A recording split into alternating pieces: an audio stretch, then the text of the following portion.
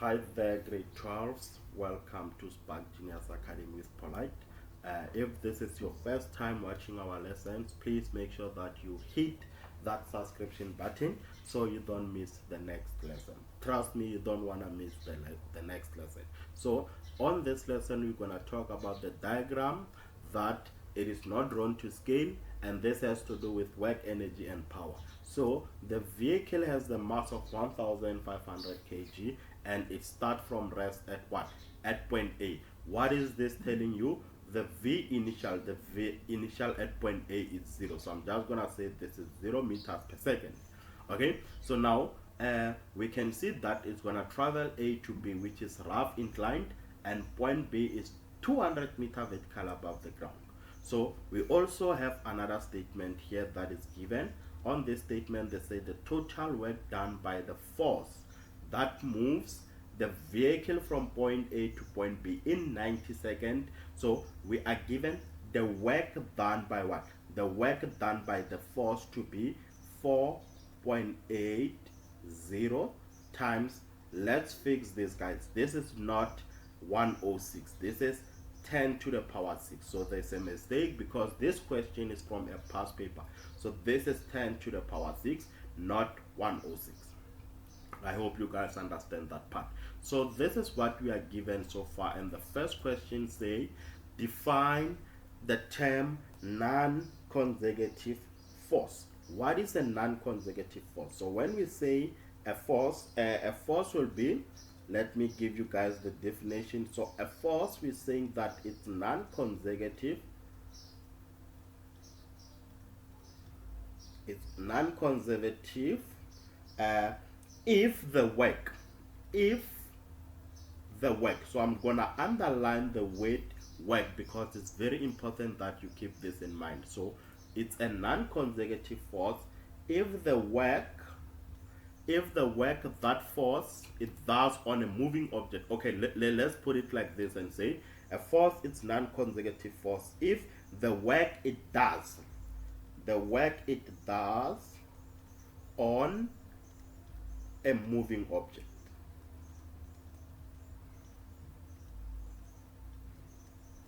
So the work is done on a moving object between 2 points. Between 2 points. It will depend on what? It depends on the path taken. So it depends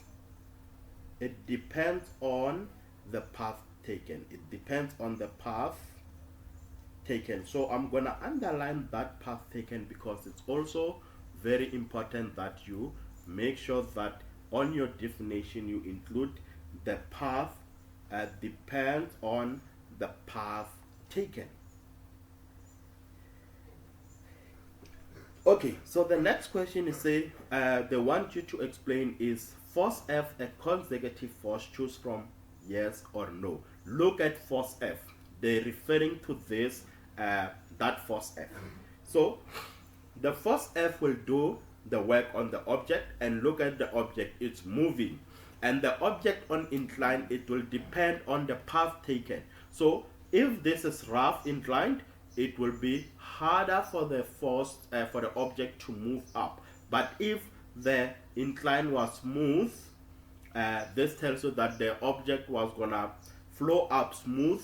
But now you can see that it depends if the incline is rough or if the incline is smooth. So you can see that force F is a non-consecutive force because this work done on that 1500 kg, it will depend on that path taken from point A to point B. So now we can't say force F is a consecutive force. So the correct answer is no.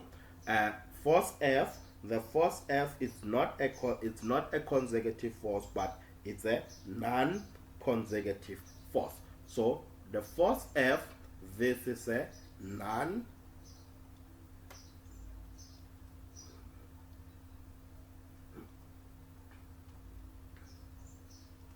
it's a non-conservative force, right? So the next question, they want you to calculate the average power. So we're going to denote the average power by the symbol P. generated by force F. So in order for you to calculate the power, you need to go to the statement and check what do you have. So now look at this. We can see that we are given the statement that the work done by the force is 4.80 times what? Times 10 to the power 6. And we are also given delta T. So I'm just going to write down my data. Let me put my data down here. So I'm given the work done by F. This is equals to 4.80, and this guy is multiplied by 10 to the power 6. And we also have delta T, which is 90 seconds. So this object will take 90 seconds to move from A to B. So now when they want power, you just have to list what you are given then. Then when you list everything that you are given, you go to your formula sheet. The formula for power, you're gonna choose the formula that has the work done, delta T and P. And which formula is that one? Which formula is best for us to use? So if you go to your formula sheet, you need to choose the formula that has the P, it's equals to the work done over what? The work done over delta T. So I think this one is just an easy one. So I'm gonna explain how they mark this question. So P is equal to the work done is 4.80, and that's multiplied by 10 to the power 6. Let's divide this by delta T, which is 90. So so far by writing these two steps, guess what? You already have 2 marks, because this is 3 marks. You already have the mark for choosing the correct formula. You have the mark for the correct substitution. Okay, so now when you have it like this, you can just go and put this on your calculator. So you can put this on your calculator and say 4.8 okay, this will be 4.8, which is multiplied by 10 to the power 6. So this is multiplied by 10 to the power 6, and let's divide that by 90 and see what we get. So I'm gonna divide this by 90, equals to 5.3. Oh, it's 5333, and the 3 is recurring. So how many 3's do we have before comma? 4 of them. So this will be the power is equals to 5333.33 and so on. So there's only 3 recurring. If you can see it like this on the calculator, it is telling you that the 3 is recurring. So we have, okay, there are 4 before a comma. We can write this in scientific notation. Okay, so the best thing that you can do when you round this off to the nearest to scientific notation. So I already have this, right, which is the 5.33. Then how many 3's do we have now? 3. There are 4, so this will be 10 to the power 4. But you don't have to stress. Remember, you can also use your calculator to do this. Please try to use your calculator to write that in scientific notation. So the average power, it will be 5.33 times 10 to the power 4. Even if you leave it like this, I think you can also collect that last mark. So now we are given a statement here. They say that the speed of the vehicle when it reaches point B is 25 meters per second. So I'm just gonna go and write this down here. So my V final is given as 25 meters per second. My V initial is 0. Let's see what we need to do on the next question. So the next question says, state the work energy theorem in weight. So remember the work energy theorem, it says that the net work done is equals to the change in kinetic energy. But they want you to write it in weights. You're gonna say, you just write this equation in weights. That's how easy it is. So you're gonna say the net, someone might prefer to say the total work done. The total work done. So the total work done on an object, So it will depend on what is equal. We say it's equal to what? It's equals to the object's kinetic energy. So it's equals to the object kinetic energy. So this is very easy. uh, just easy to mark. So I think if you get something like this in an exam, it will be your lucky day. Two definition in one question. This is question, I'm not sure, but it might be 5 or question 4. So they want you to define a non-consecutive force, 2 marks. Then you have another 2-mark definition. This is best. Né? So now they want us to use the energy principles to calculate the total work done on the vehicle by the frictional forces. The frictional forces. I think the word frictional forces might cause some confusion, but don't worry. When they say use the energy principle, the one that I'm gonna use is that one we just stated, the work energy theorem. So I'm gonna say the work done, the net work done, is equals to the change in kinetic energy. So, but now we need to identify all the forces that are doing work on that object. Which forces are doing work on that object? We need to go. Remember, if the object is on this inclined, we have a force that is pulling it up, and then we're gonna have a frictional force. I'm gonna call it Fk since it's moving, and then we're gonna have the weight that is going down. So I need us to work on all these forces. Let's start with the work. They want us to find the work done by the frictional force. This is what they are looking for. The work done by that force, the frictional forces. So when they say calculate the work done on the object by the frictional force, they are looking for the work done by Fk. So we're gonna work on that, but one thing we need to find the net work done means we add all the work done by each and every force. We add them. So first thing first, we know that the work done by the F applied, it was given on that statement. Let's quickly check that. So we know that this was given as 4.80 times 10 to the power 6. Okay, let me quickly write this down. The work done by this is 4.80 times 10 to the power 6. You know, I'm gonna write everything down that I need because I don't want to make any mistakes. Né? So remember, we said we have 3 forces that are gonna do work. The next one that I want us to focus on is the Fg. Look at this, guys. The displacement is going up, and then Fg is going down. So this is my Fg. So if I'm looking for the work done by Fg, this will be equals to Fg delta x, the cos of what? The cos of theta. Right, let's do the quick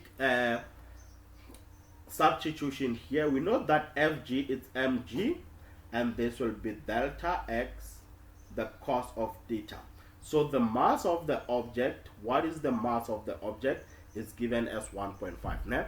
And then we know that G is the 9.8. So I'm just gonna rewrite this thing down here. We know that we are saying that the work done by that Fg is equals to what? It's equals to Fg delta x, the cos of theta, and Fg, its mass times the gravitational force. I still have that delta x, the cos of theta. So now I'm just gonna substitute. This is 1500 multiplied by 9.8. Let's talk about the displacement. Remember, this is for Fg. The displacement will use that one, the 200. Né? So this will be 200. The cos of the angle between the force and the Fg. The angle between the force of gravity and what? And the displacement. So in work, energy, and power, if the force that is doing work, in this case we are referring to Fg, it's in an opposite direction. It's in an opposite direction with what? With the displacement. Just know that the angle is what? The angle is 180. Because we are looking for the angle between the force and the displacement. So the displacement is going up and the force of gravity is going down. So they are in an opposite direction. So this tells you that this will be the cos of 180. So the work done by the weight, it should be whatever that you get when you punch that on the calculator. but I won't advise you to put it on the calculator yet, because let's avoid rounding off. I hope you guys understand how we got the work done by the FG. So I'm just gonna go down and state it here and say the work done by FG is equals to FG delta X, the cos of theta. Then let's substitute this. This is my mg delta X, the cos of theta, and this is 1500 into 9.8, 200, the cos of 180. And that's it. When you have everything like this, I think now let's expand the formula so that we can see what we need. What do we need now? So I'm gonna say the work done. Remember this formula, the work done means that we need to take the work done by FG, we add it with, remember in work done we add all the forces. It doesn't matter if this is a vertical force, others are horizontal. You add all the forces that are doing work, because we are saying the net work done. So this will be the work done by the FG. We're gonna add that with the work done by the F applied. Then we're gonna add that with the work done by what? The work done by Fk, the frictional force. We equate this to the change in Ek. So now please don't focus on direction and say the F applied is going up, the frictional force is going down. Please just remember that the work does not have direction, so you don't have to do it the same way you do when you're doing Newton's law. Just focus on adding the forces, don't look at the directions. Né? So this is equals to the change in kinetic energy, and the formula for change in kinetic energy is 1 over 2 mv final squared, we minus 1 over 2 mv initial squared. So that is the formula for the change in kinetic. So now we have the mass, but we need the velocities. So we still remember that the v initial was given at 0 meters per second, because it starts at rest. So this is my v initial, it starts at rest, this will be 0 meters per second, and my v final, that's 25 meters per second. Okay, so I'm just gonna substitute everything there. My v initial is 0 meters per second, and my v final is 25 meters per second. So let's do the substitution and see what we get when we work on this. So now when we substitute, we know that the work done by FG, this was 1500, which is multiplied by 9.8, and then we have that as 200, the cos of 180.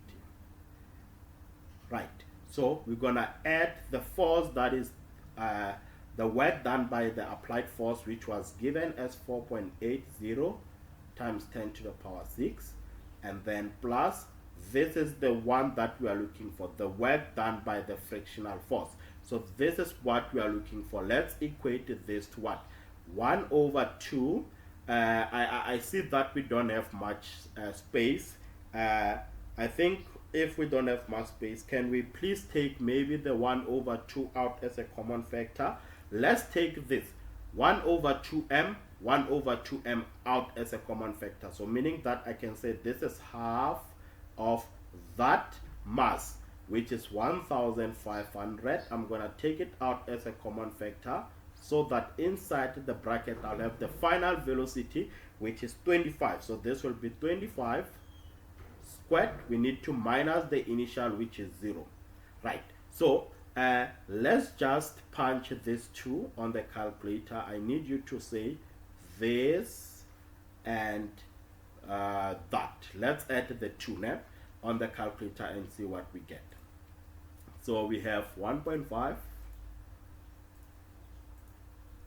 1500, and this is multiplied by 9.8. Then I'm gonna put multiplication between my brackets so that I don't get an error, times 200 times the cos of 180. Okay, so the cos of 180, I'm just gonna put an equal sign for now before I add that 4.80. Before we add the 4.80, then I'm gonna say let's add the 4.8 times 10 to the power 6 and see what we get. So when we punch this is 1.86. We get this as 1.86 times 10 to the power 6. So this will be 1.86 times 10 to the power 6. Then we still have the work done by FK, which is what we are looking for. And let's equate these two. Let's see what we get when we put that on the calculator. Half of this will be the half of 500, 1500, ne? 1500, close the bracket, and then we need to multiply this by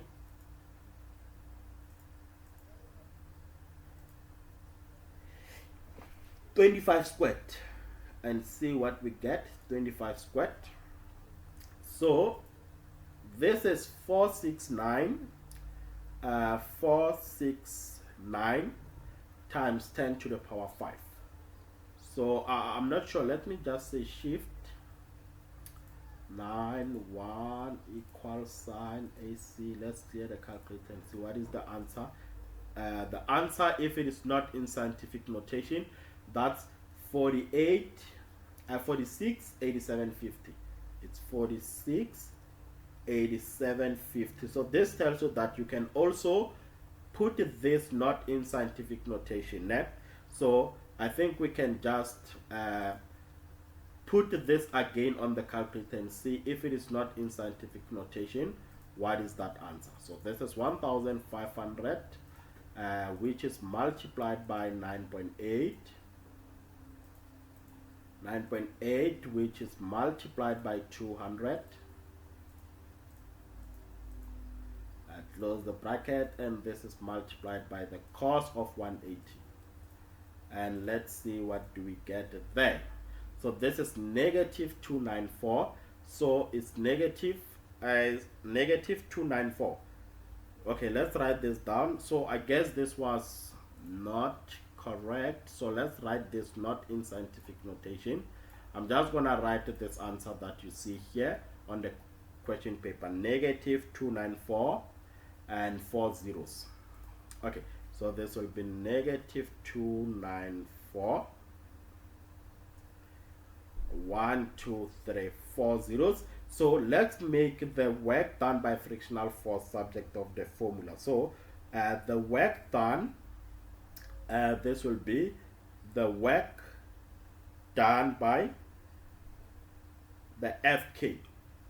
What is this equals to? Because now when we have it like this, oh guys, we forgot to add the, on this number we need to add that 4.80. We forgot to add the 4.80. Let's add the 4.80 on answer, times 10 to the power, this was 10 to the power 6. Let's add this and see what we get. So this is 186 and 4 zeros. So we need to, instead of writing this, I think it's best if we say 186 and 4 zeros. You see, the moment I saw that we're gonna get our frictional force as positive, that's when I saw, because remember the negative 294, it was negative. When it comes to the other side, it becomes positive, which gives us the frictional force as positive. That's how I saw that normal. There's something missing here, because the frictional force should be negative. It's gonna do a negative work done. So the answer is 186 and 4 zeros. So this side we're gonna write it at 186. So this is 186 and 4 zeros. Right. So now we need to move that one to the other side. So I have 468750. We need to minus 186 and see what is the work done by that frictional force. We just have to punch this on the calculator. So I'm gonna say 468750 2.50. Let's minus answer and see what we get. So the answer should be negative. So this is negative 1391. Negative 1391 at 250 joules. Or you can also write this in scientific notation.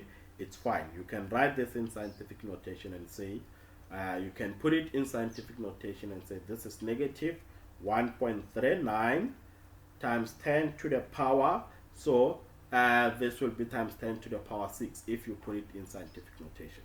And when you have it like this, you're gonna collect all the marks. You're gonna collect all the marks, and this is the end for the activity. Please make sure that you note all the mistakes that we did in this lesson. So the first mistake was adding this and forgetting that we still have that. So make sure that you add the 2 to get that 186. And also, please make sure that you do the correct substitution, because in most cases there's a mark for writing the correct formula and there's a mark for the correct substitution. I hope you guys understand that part.